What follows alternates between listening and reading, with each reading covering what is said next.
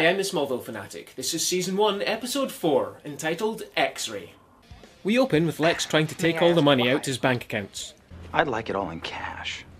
When his signatures don't match, he asks again, with a gun! Now. Fill the bag. Upon escaping, he bumps into Clark and surprisingly throws him hella far. Clark accidentally sets off his X-ray vision for the first time. That's so cool!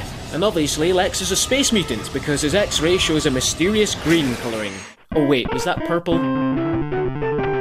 But it turns out that wasn't really Lex, it was just some fud from the school.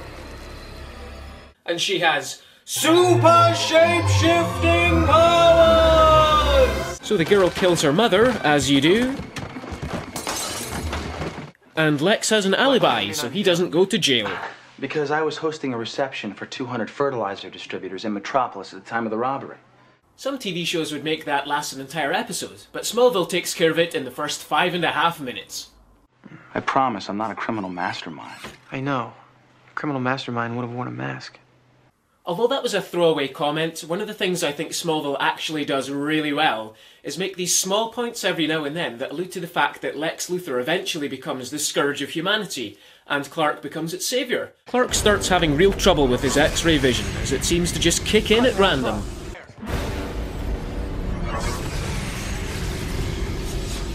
Oh god, yes! Clark, you're the man! Naked Lana. Naked Lana. Naked Lana! You lucky fucking bastard! No, don't cut away! So when you have these... Ladies and gentlemen, that was my most memorable moment in all of Smallville. Wouldn't we all have loved to have been able to do that when we were in school? Hell yeah! Now if you'll excuse me, I'm just going for a quick 5-minute break. I guess we're supposed to just assume that Tina here has kryptonite-induced powers, and in keeping with the formula established in the first 3 episodes, she's also developed Lana stalking syndrome. Wouldn't it be cool if we were sisters? It's a good thing that's not a real disease. A random burst of X-ray vision allows Clark to see that Tina has a green skeleton, just like the bank robber.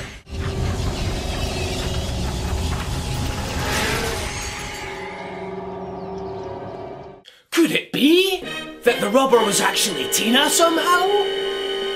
Well, in Tina's mother's antique store, Martha finds a huge stack of money just lying around in plain sight. What the hell? Could no one on the writing staff come up with something better than that? That's the kind of convenient storytelling I used to write when I was 10 years old. To cover it up, Tina, in the form of her dead mother, steals Martha's keys and tries to run her over while disguised as Clark. In the next scene, the Kents sit down and figure out that Tina's a mad-ass kryptonite-addled shapeshifter. That's right, I said the Kents figured this out. Chloe hasn't even been in this episode yet. Now, I'd like to show you the whole figuring it out part like I do with Chloe, but it takes them about 1.5 minutes to talk through it all, and that's time I'd rather spend looking at Lana doing pseudo-sexy things like this.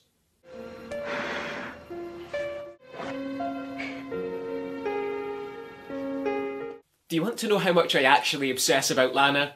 I can tell straight away that this is a hand double.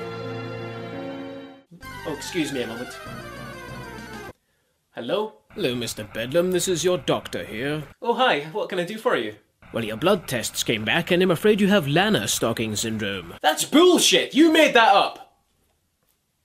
Tina has a deluded conversation where she explains her mother's moving away. So Tina has to go and live with Lana, and they can be BFFs forever. But Lana doesn't like this idea. I mean, you're just pretending to like me, and then when I come to you in my hour of need, you're just gonna blow me off? I wish she'd blow me off. Do you ever get deja vu? Clark discovers the stolen money in Tina's locker and calls the police. So Tina tries to kill him.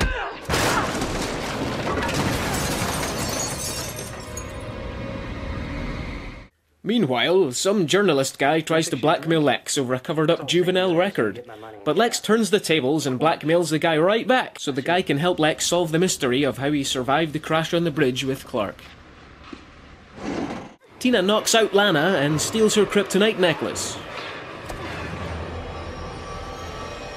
Presumably it's to better become her, but you can tell it's just convenient writing so that Clark has trouble fighting her. So instead of outright killing Lana like a good murderer, she merely hides her in a coffin. Oh no, Clark's being beaten! Tina doesn't exist anymore!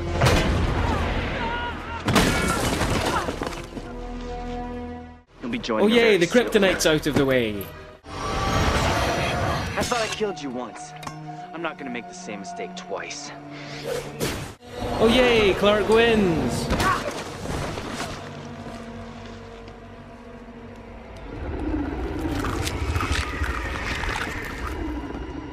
So now Clark gets to use his X-ray vision to play hide-and-seek with Lana.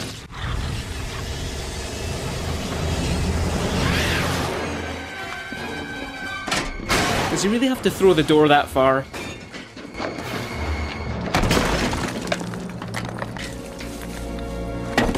Lana is saved, and Clark has now mastered his ability to use X-ray vision! Cool, Clark has a new power now. That's bound to open up the series for all sorts of new and interesting adventures. Hey, what about the flying thing?